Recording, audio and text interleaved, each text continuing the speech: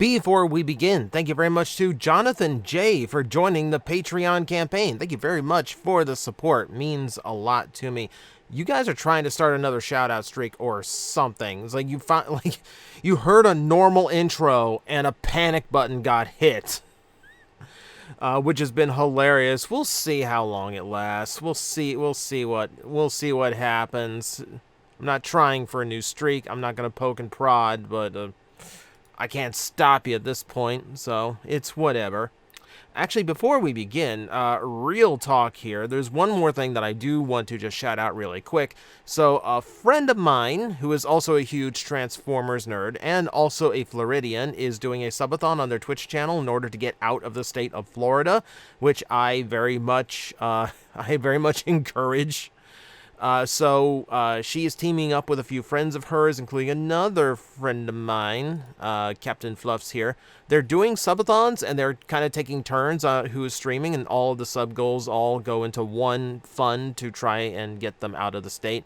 So, yeah, if one or the other is streaming, go show them some love. DJ will absolutely brain rot on Transformers given the chance. So, yeah, go support a fellow Floridian Transformers nerd. They don't know I'm doing this. Oh, I didn't tell them I was doing this. I just thought it would be funny. Okay, it's Monday. Let's talk about Transformers news for the week. We got to start with an update on Transformers HasLab Omega Prime Legacy Robots in Disguise 2001, whatever. This is already funded. We don't even have to wonder. There's no suspense. No, in just over 10 days, this thing got fully funded, at least for the basic set. And this is a pretty incredible accomplishment. So, good work, good work. I think this is a great... I think there's two things you can infer from this. Number one is the people who are crying, like, this is a bad choice for the 40th anniversary. It should have been something Generation 1. Like, I saw someone goes, who really wants a new Omega Prime anyway? Obviously, a lot of people. Obviously, a lot of people. The other thing that you could infer is that, well, if it's popular enough to make its backing by this point, then clearly it should have just been a retail release. They had no idea it would be this popular. They haven't done anything proper RID in like a decade, and that was Generation Skybite. So this one was kind of I admit, this is kind of an unknown factor, so I don't mind them doing it as a HasLab. Also, it's very obvious we are going to get the sword and the display bases, potentially a third tier. They kind of teased that they might have a third tier in the works. So we actually do have a lot of value here. If you start breaking it down, you include the ramps and the sword, it basically adds up to the price of a deluxe and 2 commanders and then a bunch of accessories. So it's not a bad value. And get this. So to do this as commanders, you'd have to wait 2 years for it. Now, doing it this way, it's only going to take 1 year. You're not going to have Commander Class RID Ultra Magnuses rotting on the shelves, because you know they would. You know they wouldn't sell well. And more importantly, it's going to be better. HasLab stuff we've seen from Death Stars have been notably higher quality than the stuff that's released at retail. And when this one has to do so much, it's got to do the combining, it's got to do a whole bunch of stuff, you need it to be good. You need it to be as good as possible. So HasLab's the way to do it. So remember, this is not a crowdfund to get something made at retail. This is a pre-order with a limit. So if you want it, donate. Donate. It's not that kind of Kickstarter. No, if you do want it, pre-order in the next month or so, and you'll get charged when the crowdfunding ends in 34, however many days. I haven't looked at the clock today. So get that done. Get that done if you want it. But we also have a little bit of a new look at it. So this is an actual painted prototype of the final model. So we can actually get a good look at how this thing is in its actual intended color scheme. It looks beautiful. I mean, it looks exactly how you would think. It looks like Omega Prime. And it just looks like a really strong, substantial one. You can see a few oddities. Like, I didn't notice the Autobot emblem molded into Ultra Magnus's, like, forearm armor component. So I don't remember that from the original. A little bit odd. There's the base. You can see that. There's a prototype of our new you see our new weaponizer, blue bolts. There's the vehicle mode for, yeah, there's your raw gray prototypes, unpainted. This thing still looks beautiful. The angle is terrible. The angle is terrible. I really want to see those horns rotated upward a little bit more on his helmet, and I want to see what his eyes look like in the final. But it's still looking really, really good. This should be a really, really good set of toys. Okay, so Hasbro, we did a video showing off that Hasbro is going to be doing a whole bunch of stuff for the 40th anniversary, and they showed off 3 toys in particular. We'll go ahead and take a quick look at them, but we already did a whole video, so go look at the 40th anniversary plans video I did last week in order for a full breakdown. But just for the sake of being complete in the news roundup, we're getting a brand new leader class Sandstorm, who seems to be the most accurate and well done triple changer out of all of the modern triple changer figures. The robot mode looks spot on. It's using the toy accurate head, which leaves room to do a cartoon accurate head later on. And then, yeah, the vehicle mode looks spot on. You can barely see any remnants of the dune buggy mode as a helicopter. Likewise, the helicopter kind of vanishes into the dune buggy. This is an exceptionally nice looking figure, and even if you're not big on Sandstorm, admittedly, he's got 1 episode devoted to him, and he is a bit player in another episode. So he does not have a whole lot of fiction behind him, but at the same time, we're trying to get all of those G1 triple changers out as like modern leaders with a lot of complex engineering. So it had to be someone's turn next, and it was Sandstorm's, and it's a really, really good job.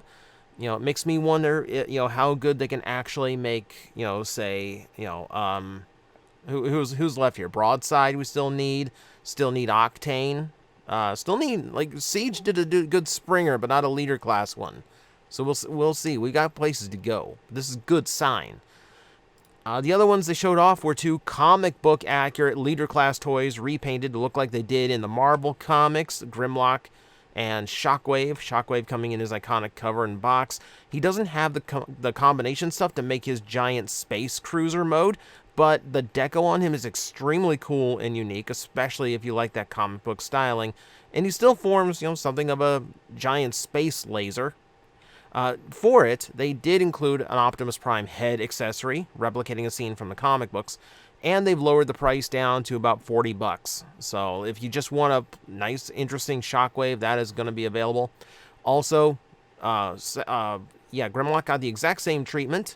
So he's got a lot of the comic book shading, not just black shading, but also like the little dot shading, which is actually a really cool little touch. And yeah, he needs a really good look to him. He does come with multiple swords to hand out to other Dinobots. He comes with this crown. Now, because he is still leader class and he's coming with a bunch of extra accessories instead of the useless, wheelie figure, his price is actually higher at $60. So, but that is still a beautiful alternative compared to how much the original goes for at aftermarket. So, not a bad alternative. But let's move into new stuff that's absolutely new for this week. All right, Trainbot Yamabuki was announced. Another repaint trying to emulate the alternate color schemes that the Trainbots had in Diaclone. It is a not pleasant shade of yellow. So I made this observation on Twitter that two in a row here for these repaints, and both of them kind of look like they were stuck in a box filled with sunlight and cigarette smoke for about 30 years. And some people took that comment way too seriously. There's literally someone I have been blocking constantly who just wants to keep coming back with alt accounts and just trying to make fun of me for it. Like, I don't care. I'm going to block you and forget you ever existed. But it's a valid observation. Like, the color of, I understand that it's the Dr. Yellow shade of yellow. It's accurate to the real world trains. It does not change the observation that it is a particular shade of yellow that you would normally see on a toy if it had been left out in the sun way too long. It's just that particular shade of burnt yellow. And it's weird that Takara elected to do 2 of them in a row. That's odd to me. I thought they would go for a little bit more variety between releases. But this one does form an alternate leg, and it actually comes with an alternate Diaclone-esque head, which is an interesting inclusion. It looks like a lot of these. So far, 2 for 2 on including brand new accessories to improve the combine mode. Genuinely wondering if that's going to continue across the board for all the repaints. It is a little bit frustrating that, upgrade parts are coming along with, like, the repaints. So there's going to be people double buying these just to, like, improve the proportions of their Raiden, which I don't think is very fair. Like, it'd be nice of Takara to release at least that extra midsection extender, without having to buy a whole other train for it. But at least you're going to have alternatives. It looks like if they're going to do this for all 6 of them, you're going to have a lot of room to do a lot more with them, which is not necessarily a bad thing. It's still going to be expensive. Moving on, we've seen this one before, but now we got a much better gallery of the upcoming Selects Wheeljack. This is the one that's going to be in the 5-bot multi-pack, where everyone is done in cartoon colors. And these are the kind of photos I was waiting on. Now, the blue on the windshield I do prefer because it's not translucent plastic. But it does make him look a little bit boxier than I would like on my Wheeljack. So that part's unfortunate.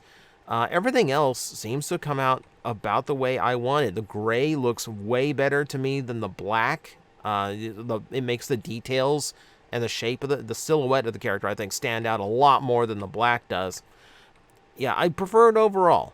I absolutely prefer it overall, and I tend to like this mold a lot more than most. I will admit, I do wish there was a little bit more deco in the vehicle mode. I mean, granted, it's cartoon accurate, very simplified deco, but it does look kind of plain compared to the original toy. There's a nice shot of it that hasn't been washed out. Look at that little piece of the windshield that wasn't painted in the back. That's a little frustrating. Like, when you've already chopped the paint budget down so much, you could afford to paint that little piece of the window and complete the windshield. See, I don't necessarily think that painting the windshields makes them look cheap the way Hasbro thinks they do. I think shortcutting things like that makes it look cheap. That's the kind of thing Hasbro should be fixing. But speaking of fixing, because this is solid plastic, little bits like the front parts of the windshield aren't going to be as infamously broken on the original. Won't be the case with the upgraded version here. So that's a little bit of a bonus. Yeah, I'm still looking forward to this multi-pack because it does exactly what I want. Gets me a lot of G1 accurate characters with no translucent plastic. That makes me happy. It does. Speaking of, alright. Flame Toys is back with new reveals. Over at Wonderfest, they showed off their brand new Kurokara Kuri action figures for the first time. And here is their take on Ultra Magnus, who definitely has, like, that super buff... what was the name? Because it only appeared in a few issues, and I can't remember it offhand, but it was like the super bulky Ultra Magnus on Necro World. Like Maximum Ambus or something like that.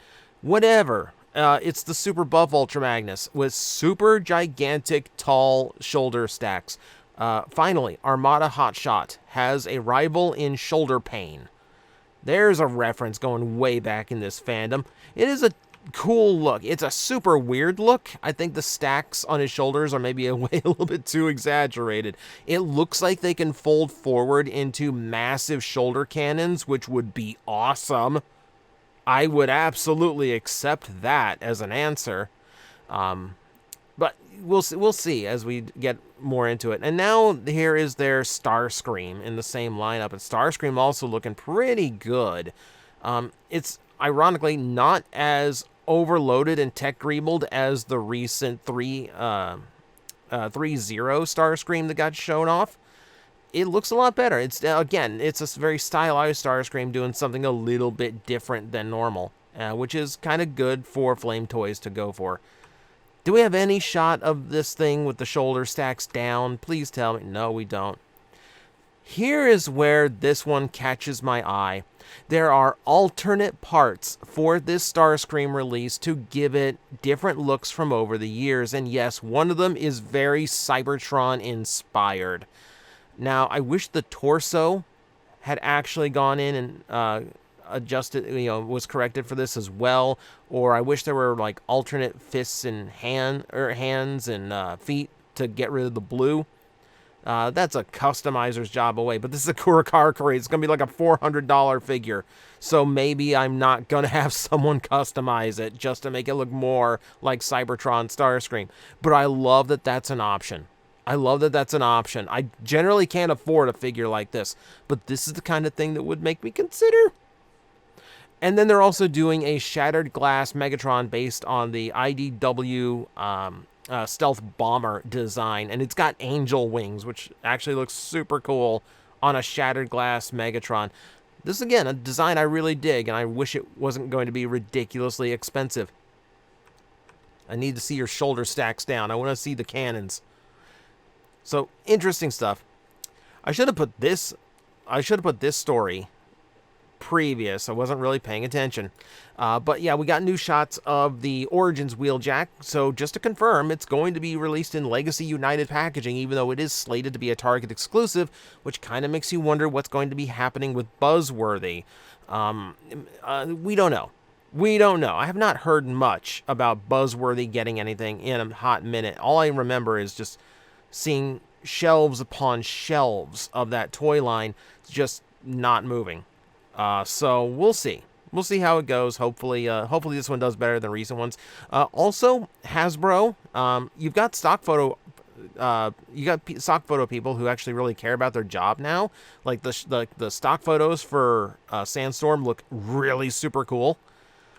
Don't do this. I understand you want to show the figure off with all the parts connected, but I don't really imagine square, like, Minecraft wing pack when I think of Wheeljack. So maybe leave them off. Maybe just display them as, the little road underneath them. Something. I don't know. Weird look. All right, let's go to outside of Hasbro, which we already did, but we're going to go again. So YOLO Park has sent out a few of these test shots, like the early run of their new upcoming AMK Pro Optimus Prime. We have shown off AMK Pro Megatron, and is legitimately my favorite non-transforming Transformer toy ever. And their Optimus Prime is looking like it's going to be just as good. I mean, it's super solid in appearance. The articulation looks like it's fantastic. He's got butterfly joints. That's a rarity on an Optimus Prime. And he looked really decently sized, too. Like, for the size, like, for $50, these are actually bigger than the Transformers Ultimates figures that are $55, which is fascinating to me.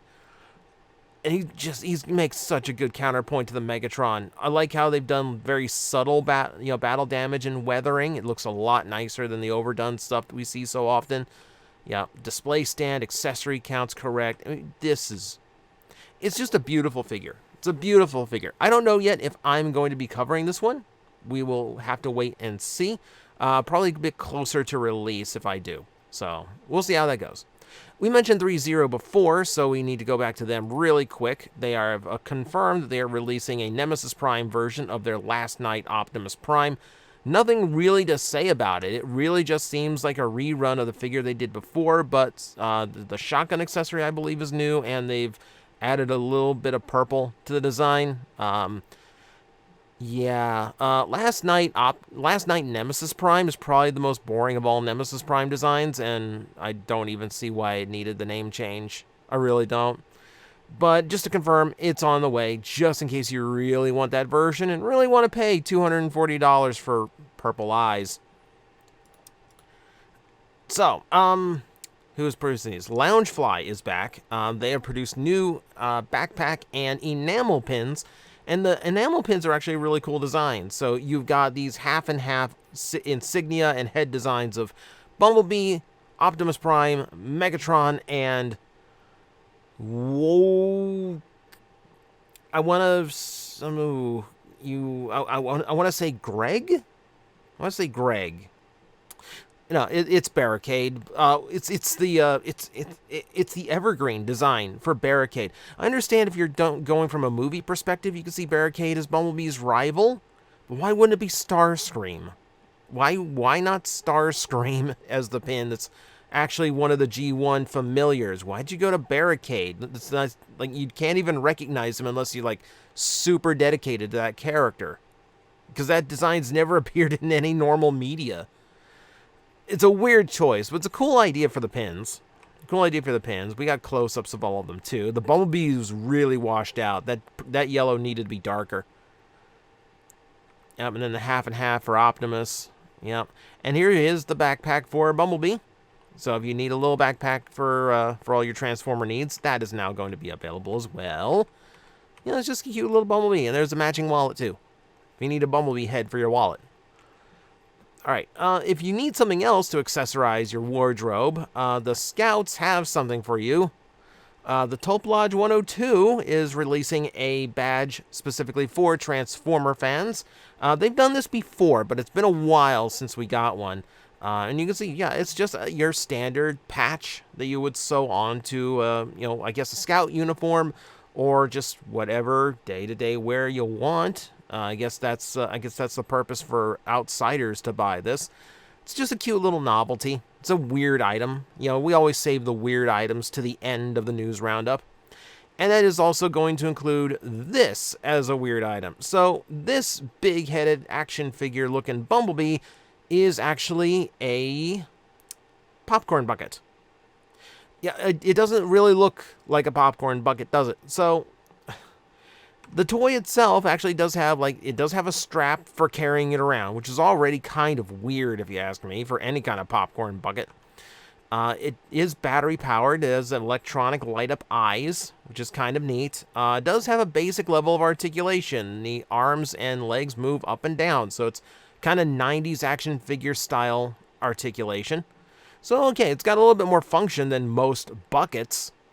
And then, yeah, you open up the head and there's a place to dump in popcorn. Now, I would argue, look at the size of the hand compared to this. Is that really going to hold enough popcorn?